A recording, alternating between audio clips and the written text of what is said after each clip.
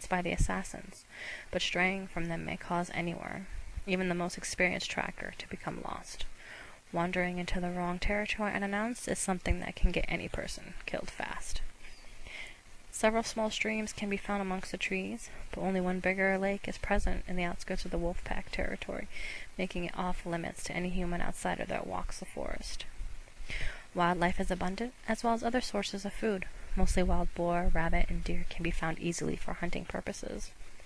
No one has actually been attacked by predators larger than a snake in these woods, but it is told that wolves live there as well, and in quiet nights their howling can be heard in many points of the forest.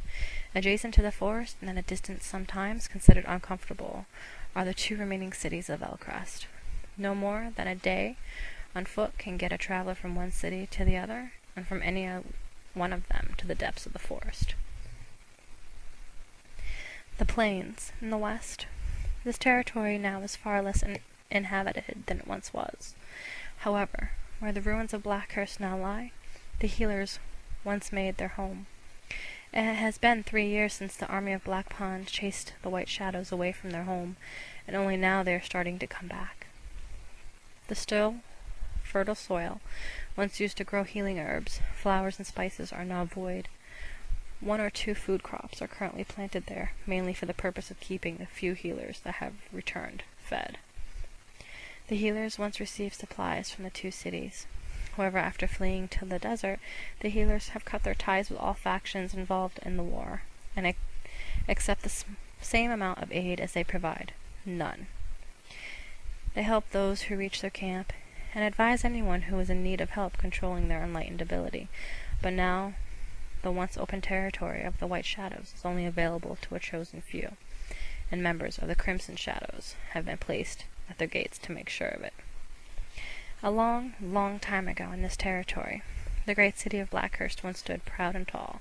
The city looked like one ever-growing village, the houses and shops mixed together and scattered within its stone walls. The ruler's home only recognizable for being larger and more isolated. The army mostly consisted of archers that guarded the walls and could shower attackers with arrows at miles away. Once past them, though, the city was defenseless.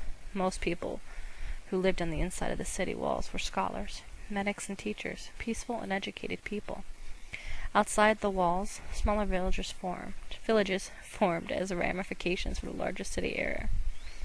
Those villages were composed mostly of hunters and craftsmen, as well as their families. When Valcrest suffered from its defeat and battle, the villages stood and their inhabitants refused to leave. As a consequence, many massacres occurred in that area. It is rumored that the most of the population in the city consisted of enlightened, and that was the actual reason behind the furious attacks of the city and its population. Both sides carried too much fear of what would happen should Valcrest choose to get involved in the dispute. Those, however, are only rumors. The true motives behind the destruction of Valcrest are, until this day, unknown. To the south is a desert. The forest lays a small wasteland where the merchant city of Brightvale once stood. The people who once occupied the city of Brightvale were experienced horsemen and sturdy travelers. Some were known to brag about traveling to the furthest lands, known to men in order to acquire their goods, and therefore had seen it all. The completely deserted, once the city was destroyed, the area was rarely visited and only inhabited by a few bandits and runaways that preyed on any unsuspecting and bold adventurers that crossed the territory.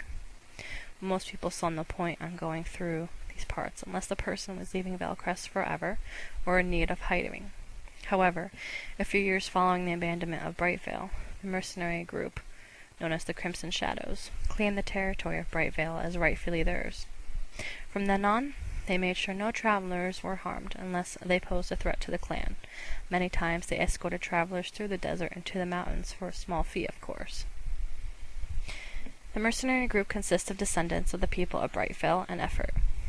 Brave warriors, as well as a friendly and talkative bunch, the Crimson will extend the welcome to anyone who is in need of shelter, for a night or longer, as long as the traveler is smart enough not to abuse their goodwill. Currently, the ruins of Brightvale have become a refuge to a great part of the White Shadows, as well as a small exiled group of assassins, protected and assisted by the Crimson by the order of their leader.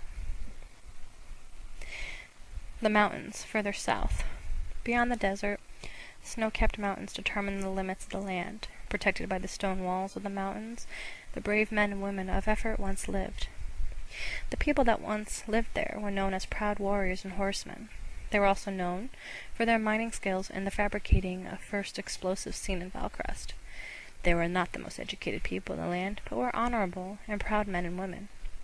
A population made extinct when they marched into war beside Black Pond and went to the direct confrontation with the nearby city of Brightvale. Having their supplies cut short and their territory being the constant target of attacks, effort also came to an end, the mines and homes left abandoned until this day. The city of Black Pond, north end of the forest. The city of Black Pond is one of the most ancient and traditional cities to ever exist in Valcrest, its creation only preceded by that of New Haven. The war with the neighboring city was left its mark on the proud kingdom, but through everything and anything, it has survived. King Rory had ruled Black Pond for many decades. He was loved and respected within the city walls, as well as Commander Hastings. For the most part, the mass of Black Pond's population, even though struggling against poor living conditions, had faith in their leader and were proud for their city's warrior spirit.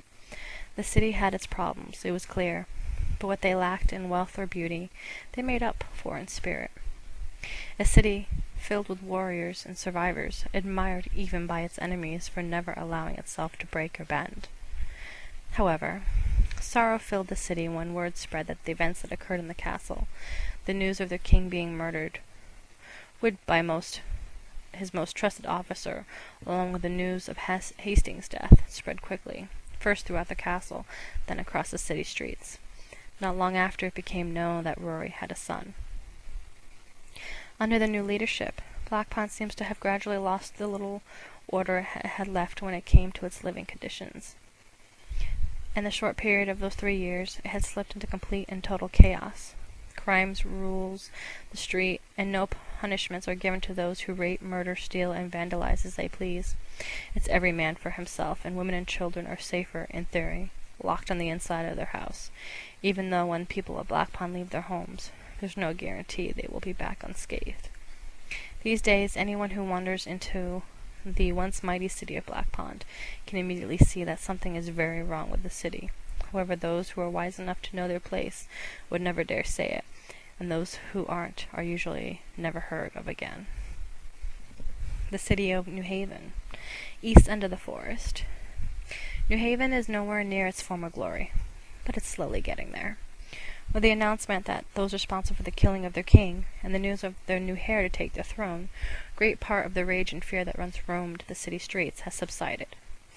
In 3 years, the people of New Haven are finally beginning to see a light in the end of the 4-year struggle to regain its former balance.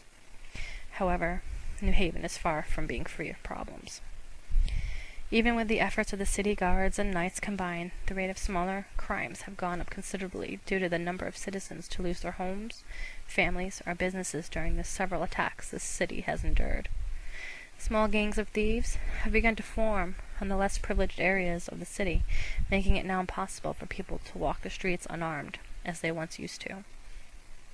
Some businesses are being closed as others are reopening. The economy in New Haven is not at its possible worst, but it's fragile. The city funds are growing slim, and there has been talk amongst the city council and the rumors amongst the population of increasing taxes. Still, even if still shaky, order seems to have slowly been restored to the city, especially since Black Pond seems to have lost its threat in attacking New Haven ever since the death of their most beloved ruler. The Assassin's Camp.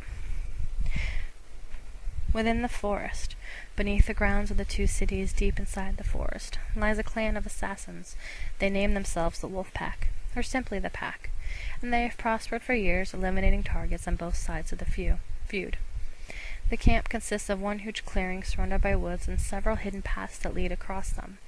Inside the clearing there are several cabins made of logs, and also a few tents. One big, more secluded cabin is the home of the leaders. In the very center of the camp, there is one big campfire, which is lit every night. In the last 3 years, the Pack has suffered with internal disputes after their leader was thought to be dead and then was discovered to be alive. However, the young woman was unfit to fight properly to maintain the leadership of the clan and was forced to flee to the desert. A few actives followed after their former leader, that night as well. Ever since, many others have considered abandoning the clan as well. The wolf pack is actually in a better place than it was 3 years ago.